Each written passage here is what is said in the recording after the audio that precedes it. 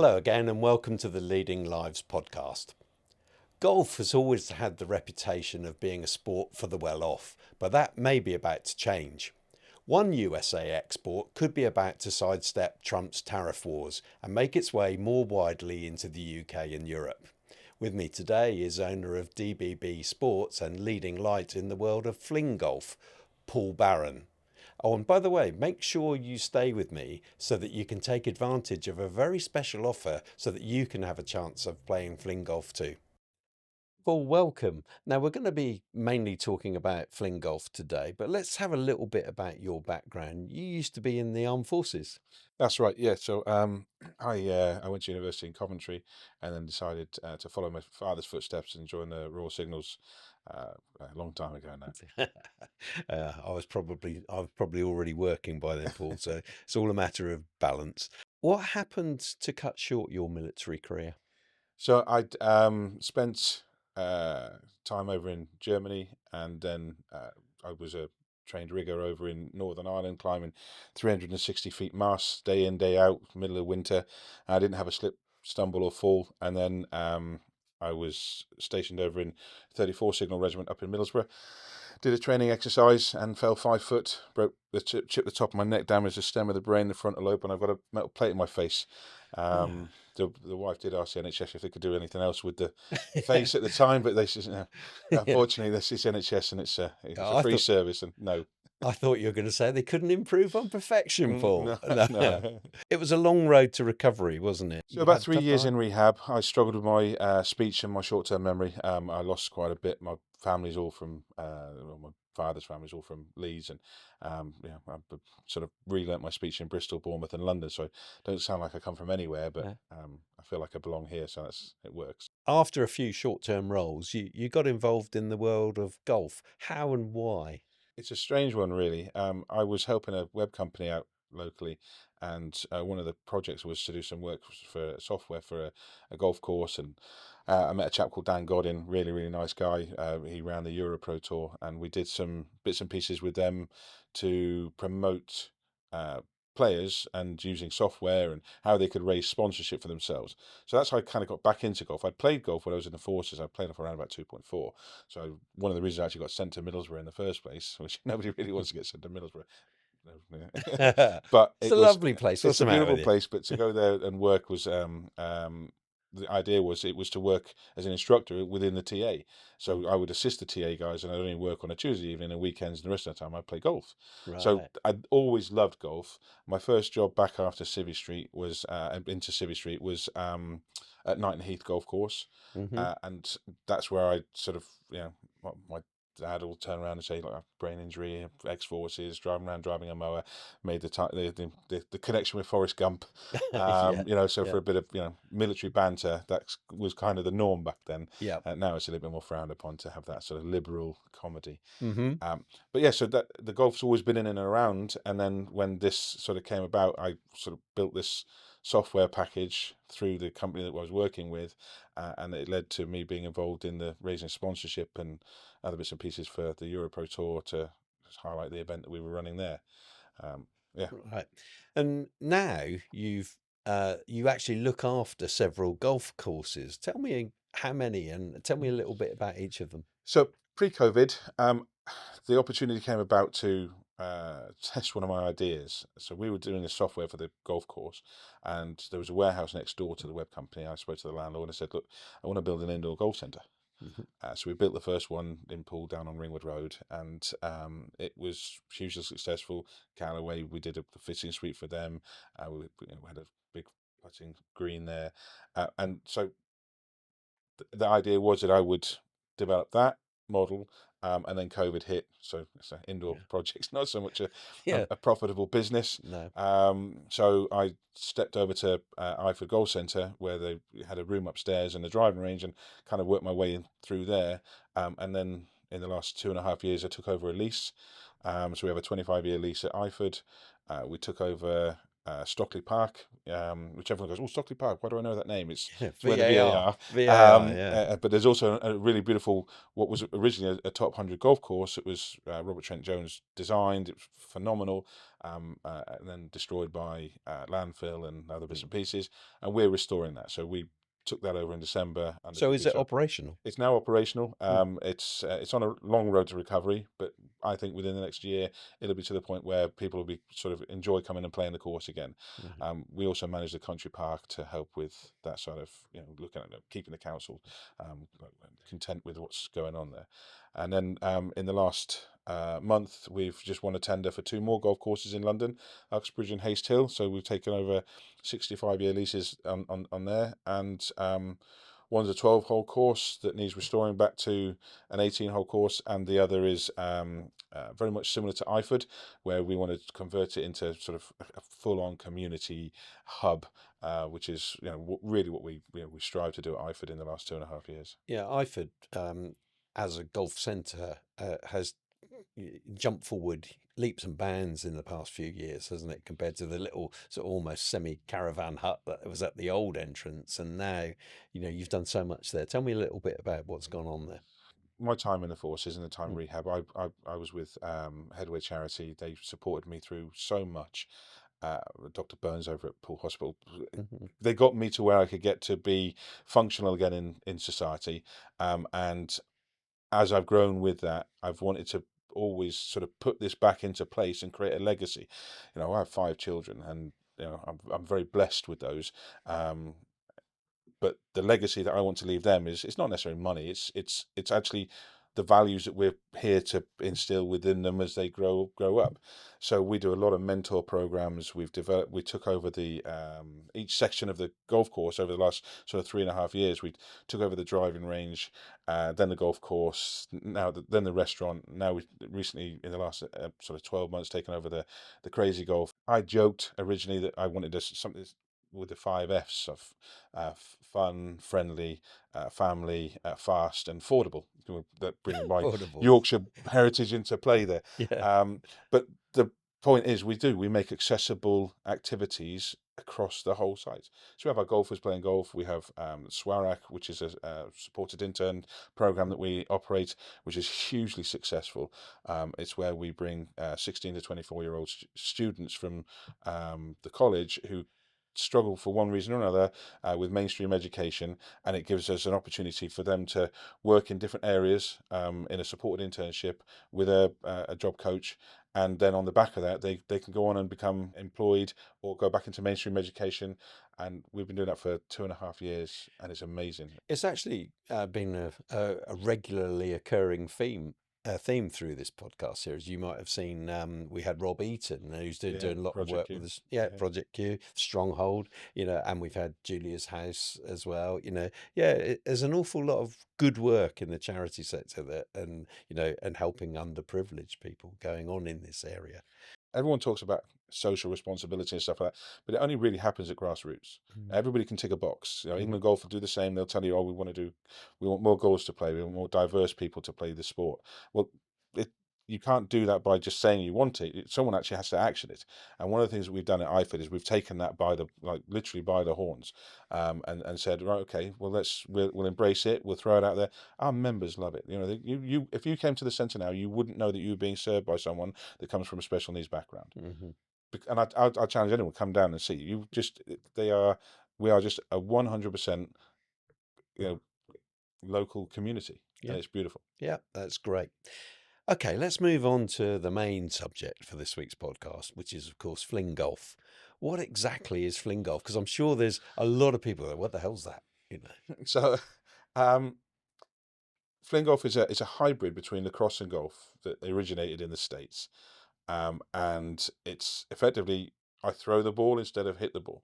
As a military veteran, and I'm saying now in hindsight, 2 years on, because I'll tell you, I'm sure we'll get to how I started in a Yeah. minute, but I can't rotate and play golf in the same way that I used to be able to. Hmm. So I'm currently playing off with single figures, around about 9 up to 10 in traditional golf.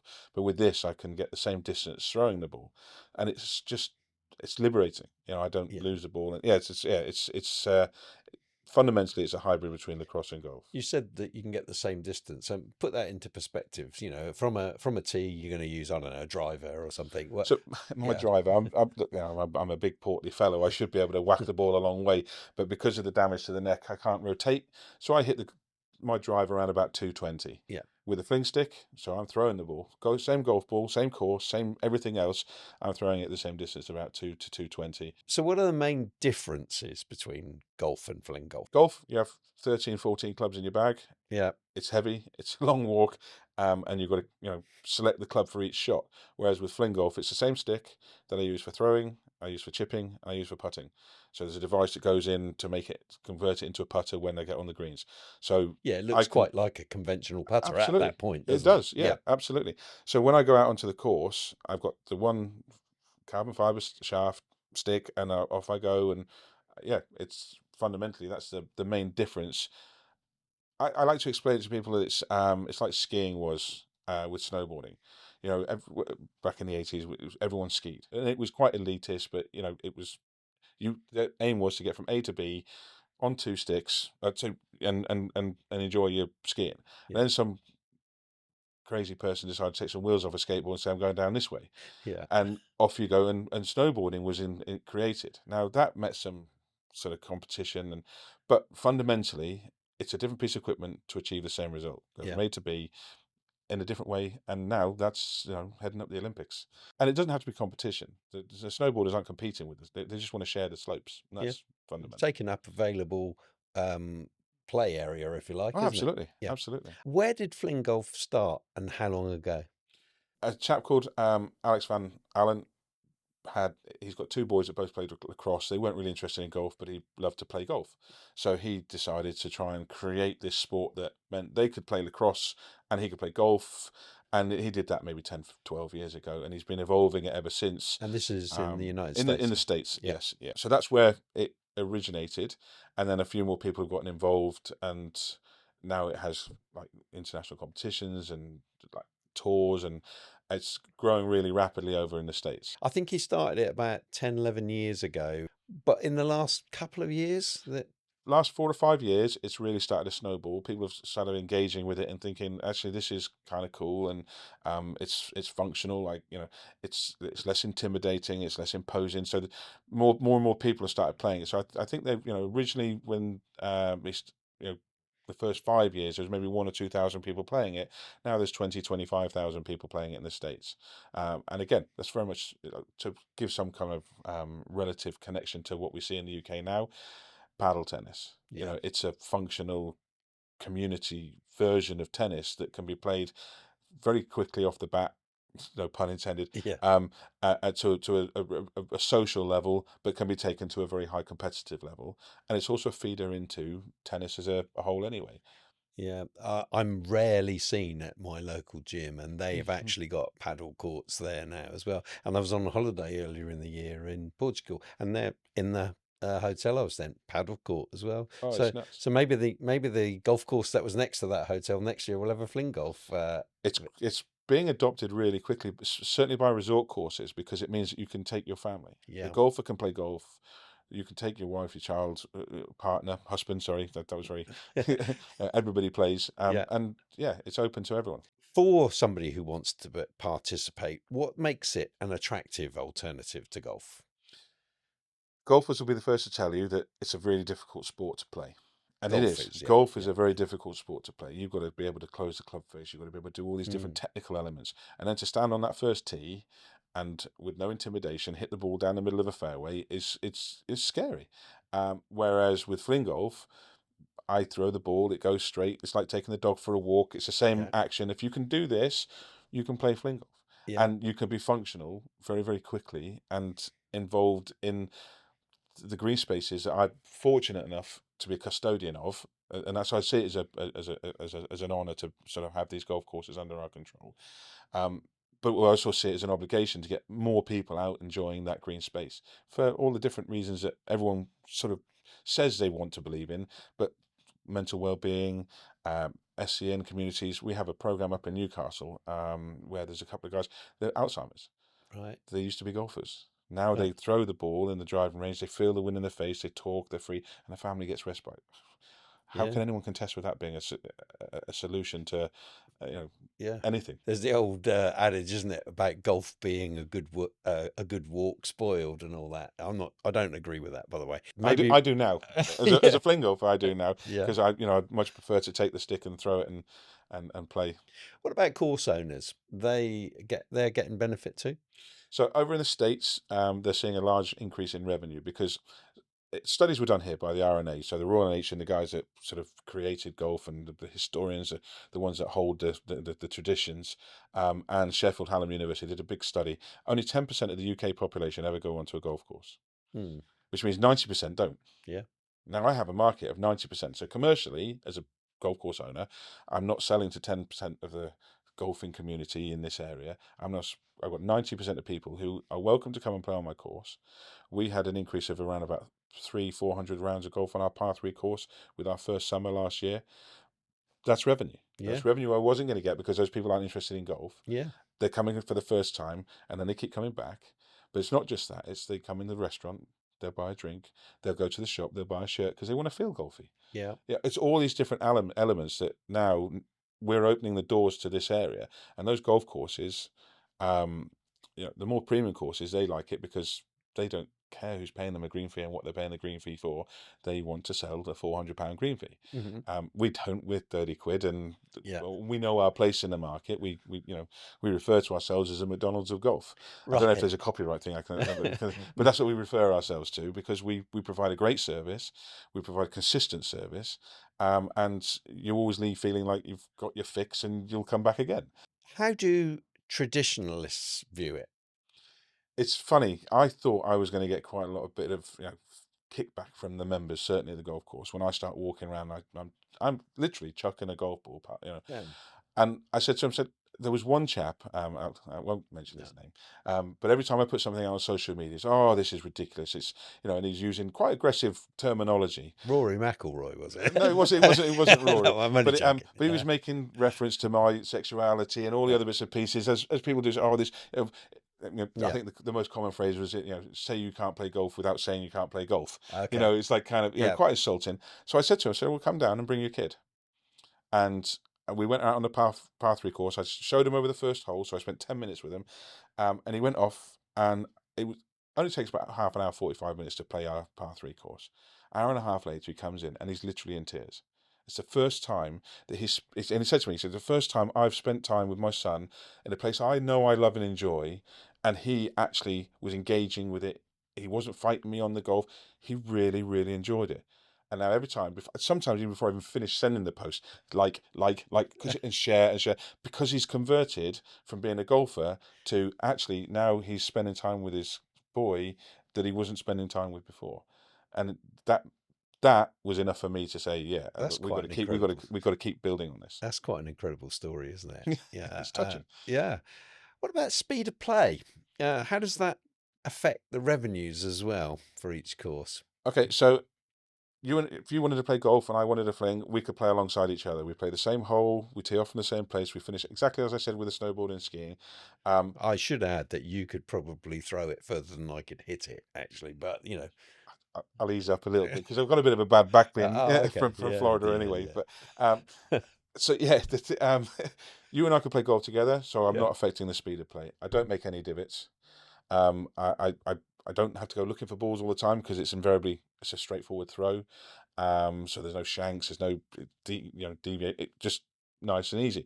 From our point of view, we start players on the par 3 course, get them used to the course, the throwing action, and then they move on to the main course.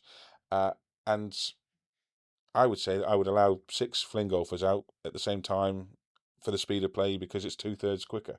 So in terms of speed of play, perfect. And like you say, it's doing less damage to the course. So I imagine there must be a saving in course maintenance fees for each centre as well, yeah? Yeah, absolutely. So, I speak quite candidly. The basic cost of running a golf course is between 250 and 350 before you start adding on the actual salaries of the greenkeepers that are maintaining it. Yeah. That's just machinery, fertilizers, all the other bits and pieces that goes into the mix. I mean, ours is quite unique. It's 18 and 9, so it's slightly larger, but those numbers are quite scary Yeah. for only 10% of the people that would actually only come onto a course. So the revenue streams are key. So for me, it's about footfall, and Yeah. that's what we need to generate. And that's not a members club like like a Parkstone and a Ferndown. They are amazing courses. I wouldn't be going to them and trying to sell them FlingGolf. Now, if they wanted to adopt it, I'd open the door, and I've played it on Ferndown. I've played it at Arglass. I've played Woburn. Next week I'm at Port Stewart playing in a charity day. Yeah. Port Stewart is in In Ireland? Ireland, yeah, Oh, yeah. So one right behind Port Rush. Right. That's my next target. Oh, right. But it's been played at the old course where the RNA started at St Andrews. I played the Dukes last year. So a lot of these big courses are adopting it. The pay and play courses, they'll embrace it as it comes, because Yeah. that's just the way it is. But nobody's causing any damage. Mm. In terms of maintenance, it's better for the course. What about celebrity take up? Has there been much celebrity, like professional golfers? Has any had a go yet in the UK? So not so much in the UK, because I only sort of started here about a year ago, about 18 months ago, and I haven't, I didn't want to try to force my way in with something that I wanted to test the waters and try and understand, certainly commercially, where we could pitch this and how we could work with this. But there's been, I saw Tim Lovejoy and Tubes, they do their Yeah. podcast. They were mentioning it the other day. They couldn't remember the name of it, but they were on there saying, "Oh, that throwing golf thing that's coming, everybody's talking about." If people are talking about it and they're hearing about it, then that can only be a positive thing for the growth of the sport. Yeah. But yeah, I've got a lot of PGA players, so coaches that coach traditional golf, they actually really enjoy this, because from a junior level, it teaches the fundamentals, because Right. all the principles are the same. Getting onto a green is the same, whether you're trying to chip it. Now you're teaching them that's how the ball flies. This is how you putt. Well, that's what they need to learn. Right. So it's handy for everyone. How do you see it developing across Europe as well? So there's a couple of big resort courses, specifically one in Holland that I'm working with at the moment, and they want to bring in families. So a resort course wants a family holiday. They want people to be able to come in and enjoy sport. So traditionally, the dad would go play golf, the mum would go to the spa, and the kids would play in the creche or in the play park. Now the family can go out together, which is where golf's evolving as well, by the way. Yeah. Long gone are the days where the husband goes out and spends 5.5 hours out there, and then another 3 hours in the bar on a Saturday. The expectation of the traditional male is to go home and spend time with the family after being at work for the week, because the wife's working just as hard. Yeah. So there's all these, the whole ecology changes, and we can get round in 3 hours, but you can take the family. Everybody can play. You've already mentioned that you only need the one stick as opposed to a bag of clubs. How do you get hold of the stick? So we've worked closely with the guys over in the States. They've got the whole patented thing lined up, and so they control the sport, as originally the golf would have been controlled by one body. But I've done a deal with them over there where we can distribute in the UK and Europe. So we have the website we've just had built, and I've got 300-400 sticks already in place, ready to sort of see how we progress with it from there. But yeah, definitely they can buy the sticks from us and come to Iford as well. Yeah, so they can buy them from your shop at Iford Golf Centre, but also online. Absolutely online, yeah. So FlingGolfUK.com. One of the things I wanted to do was. And how much is a stick? Sorry. Oh, sorry. I know it's so for the basic starter is about 120. Okay. For a junior stick is a little bit less, around about 60-70 pounds. And then for the competition sticks, which we use when we're competing wherever, they can get to around about 250. But you only need one. Yeah. So I wouldn't start with a competition stick, but then you can always sell on the one you've got or give it to a family member. So I mean, compared to a bag of golf clubs, which I don't know, half decent set, £400-500 or something like that. For a beginner, I'm talking about. For a beginner, you're still north of there. Yeah. Really? Yeah. Oh, okay. Realistically, when you start talking putters, and also how many balls you lose.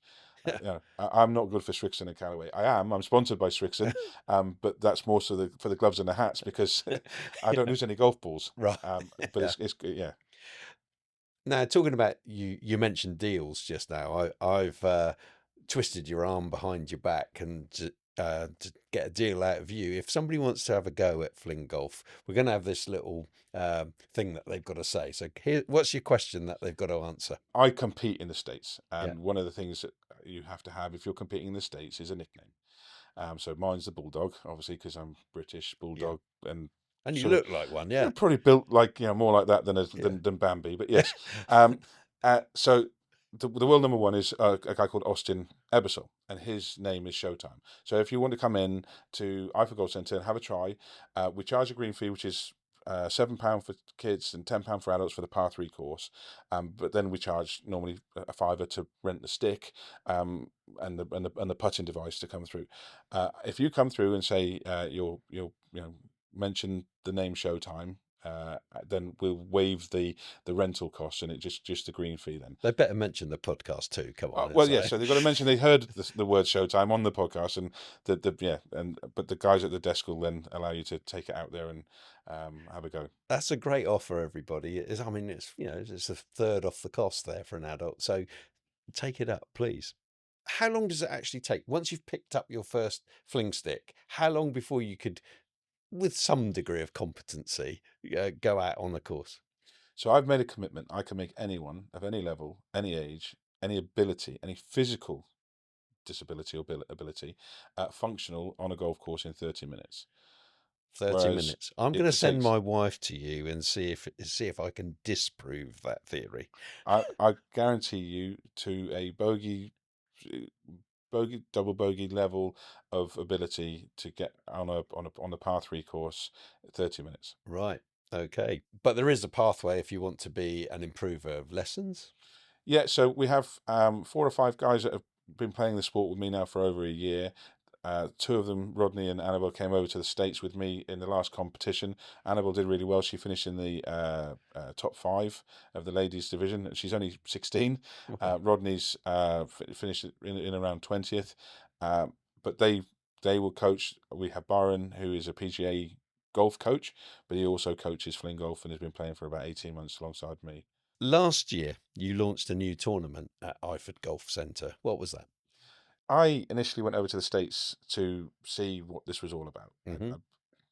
I guess I should start a little bit more with where I got into it, maybe. Okay. And I saw the show Shark Tank, which is our equivalent of Dragon's Den. I'm an entrepreneur. I like to learn. I like to learn what people are doing. And these 2 random blokes walked in there, threw some golf clubs on the floor, and said, "This is the future of the fairways." So I was a bit engaged with it. And then I saw an opportunity with my son. I've got 5 children, as I mentioned, and our second child, Eden, he's complex special needs. He's never going to be able to hit a golf ball in the same way that his brothers and his sister can. So I bought a stick, and I thought it's got to be worth a try to see if I can get him to go out and enjoy. And I get quite sort of emotional about it. But seeing my kids on that course with him running and having fun changed my world. Right. And then I got, well, actually, I wonder if any good for me. And that's what I played. And I played, and I played. And then I realised, actually, this is a lot of fun. And at 48, slightly overweight, visually impaired from my accident in the forces, and certain element, I can still be competitive in a sport. So I thought, I go to the States and see what I can do. I've been playing for 6 months on my own, teaching myself. And I went over there, and I finished 6th in their world, their first world. Oh, they'd been having this series for about 3 or 4 years, but I finished 6th in my first event, and then I went back again and did the same. And I realised for us to go over there is quite expensive. I thought the Americans love a challenge, so I said I want to create the Britain's Cup, similar to the Americans have the Americans Cup with the boats and everything. I don't boat, but I do chuck a ball around. So I said I want to challenge you guys to come over here. So we help raise the funds for their flights and accommodation for the first year, and we challenged them to take on the best of what we could produce in the time we had. Right. And so the first Britain's Cup was last year. How did you get on? I took a point. Well, half a point. Half a point. Yeah. Yeah. Small acorns. Very much so. So we had like at that time, Annabelle had been playing maybe 3 or 4 weeks. Katie Dawkins, who's she's a PGA, she's a top 50 coach in in traditional golf, she'd only be playing a short period of time. There was only myself and Barran really that had any sort of real experience. And some of these guys have been playing 5, 6 years, Yeah. and they play to a very, very high level. You know, they're all scratch golfers, Yeah. as in fling golfers. So yeah, we pretty much had our backsides handed to us on a plate. Yeah. A little bit of it was an embarrassment because it was we at least took a point, or half a point, Yeah. and it's a Yeah, European let's round it up. Come riders. on. Sometimes it's easy to do that. Yeah. Makes me feel better anyway. I deserved the point with how we played. Myself and Jamie really, so we took them right down to the 18th. We were one up with one to play. But so in terms of the competition, it's a Ryder Cup style event with two teams rounds, and then an individual battle at the end. But yeah, We're recording this in May 2025. The tournament this year is next month in June, middle of June. How are the preparations going? Had a lot more practice. We've had a few people go to the States to get competition understanding of what it feels like. And our target realistically would be to get up to around about 5 of the 20 points that's on offer for this event. So if we can make that improvement, then as a team, then I think we've sort of moved that progressively forward. So in a year or maybe a couple of years that you'll be sort of seriously challenging to win is the hope, is it? Oh, absolutely. And the more people that play, I mean, this isn't a sport that's designed for golfers to come and transition over to, whereas some of our players at the moment are PGA coaches, or they've played a lot of golf before, so they have the fundamentals. This is your CrossFitters, this is your hockey players. You know, if someone threw the javelin, they can throw the ball along. It's the same. Yeah. It's the same motion. So I want to, from a competition standard, I'd like to see more people coming from other sports using that green outdoor space to come out and be a part of something else. Anyone that does CrossFit or I know there's always a new word for a new sport that they transition slightly into, but anyone they understand being different and doing something different. Well, hey, we're right here. Fling golf is a brand new sport that's untapped, and you can be as good or as rubbish as you want to be and just enjoy it. I know which category I'd be in. Although I'm quite sporty, I think I'd be in the latter category there. There's a masters section though. Yeah. So. Right. Okay. Team USA. Let's hear about some of their players, because they've got typically American ostentatious nicknames, haven't they? Yeah, so as I mentioned, for the discount, you come in and mention the name Showtime. And Austin is a showman as well, isn't he? Oh yeah. To be fair, he was all mullet before, and that was Showtime. That was his thing. He had his hair cut before Florida because he was going out on ESPN. Right. So he wants to be a little less Showtime and a bit more showbiz. Yeah, we did an interview with him last week, and he's promised me that he's going to come as a guest on the podcast when they're over next month. So. Absolutely, and he's got a great history, great story, lovely. I mean, these guys they're wonderful people, really are wonderful people. Is the tournament open to the public to come and watch? And absolutely, is there a fee? No. You come down to Iford. You can. So on the Wednesday we have a media day.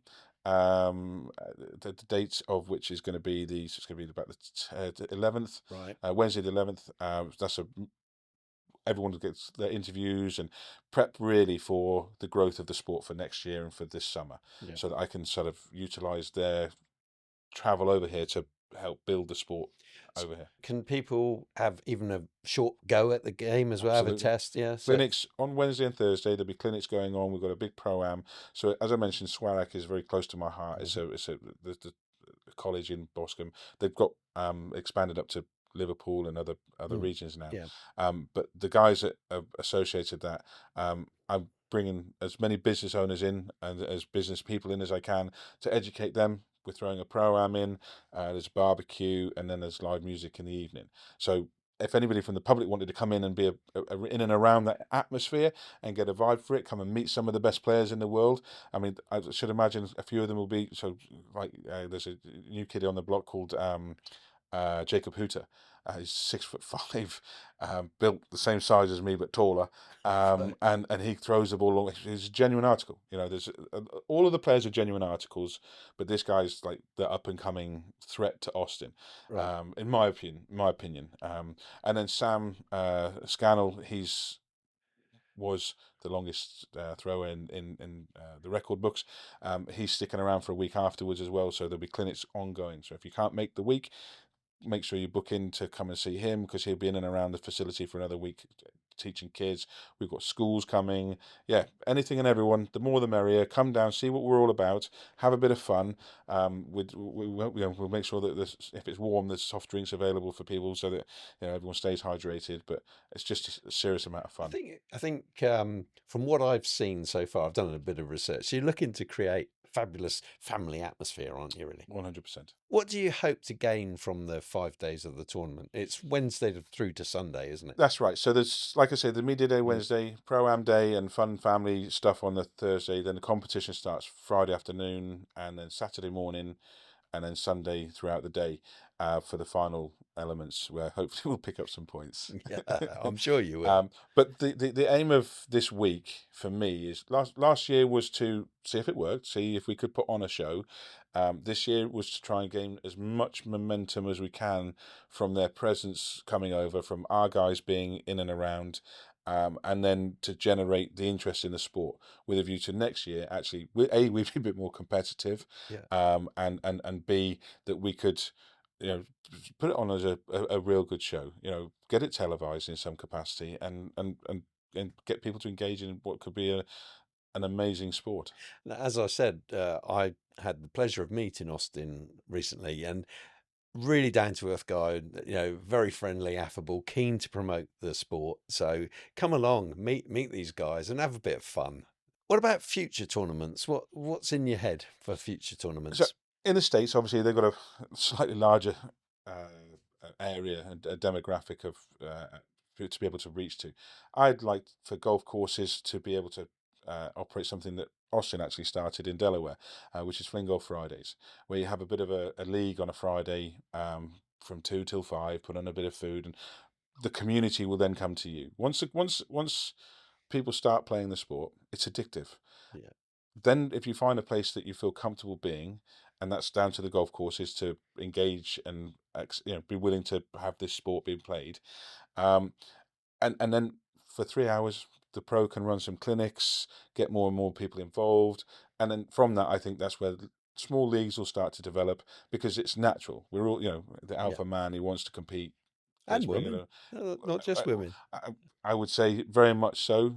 The ladies division is very, very competitive, and yeah, they cheer just as loud as the men when the ball goes in to win a hole and stuff like that. Corporate days? This is the key for me commercially, from the golf course's point of view. All golf courses have corporate days and charity days. Now, that's restricted to people that play golf, or people that are going to come and hack up their course. Right. Now, if you have some fling sticks at your golf course, like we do when we have a corporate day, we go out onto the 10th and we do a long drive, and we challenge the guys to see if they can throw it further than me or throw it further than Jamie. That then breeds on to the following year. So this year, we've now got corporates and charities who have said, well, I've got guys that don't play golf. They would normally stand around and do nothing, but they want to get involved. We'll do a 30-minute clinic, and you're functional. You go out Yeah. there, you're not going to go and win the event, Yeah. because you're not going to be a world-class golfer after 30 minutes, but you're going to go out and you're going to take part in it. And it's, again, amazing for those people. And one other thing, so everyone has that mate that doesn't play. All Yeah. golfers have that mate that doesn't want to go out, or doesn't have the funds for whatever reason, but would benefit from that social time that we all know as golfers traditionally is benefit going out and communicating amongst, certainly in the male area where we don't talk as freely as Yeah, the that's true. ladies do. Golf courses are, business is done there, conversations are held there. You learn how your mate's getting on a golf course, because it generally comes out in how he badly swings the club. Yeah. But the point being that we've all got that one mate that doesn't go out. Give him a fling stick. Let him Yeah. come out, go have fun. And yeah. If you want to look at these corporate days, what do you think is the roadmap for that? How are you going to promote them? So just started doing some work with B4B, which is Bespoke for Business, and we've employed a chap called Connor Sharp. He's our marketing guy. We didn't really have anything geared up for it before. We just used our own internal marketing to do it. But the idea would be to host a couple of events, put some free events, invite some businesses along, get some showcase of it working, get some people involved, and then that will then go out to the masses to encourage other people to. And also bear in mind that Stockley Park is on a IMG. You've got Marks and Spencers, Kodak, Canon, Sky Sports. They're all on Yeah. that side of the golf, the industrial estate. They should be coming to us and saying, how do we get involved? We want our guys to come out and enjoy this space that you're looking after. I wish you all the best with it, Paul. It's been a great chat, and I'm looking forward to cheering on Team GB in Europe against the United States. So all the best for the Britain's Cup, and Thank see you you very soon. much. Yeah, we hope to represent and at least post something a little bit more respectable than last year. Thanks again for joining us on the Leading Lives podcast, and we'll be back with you again very soon.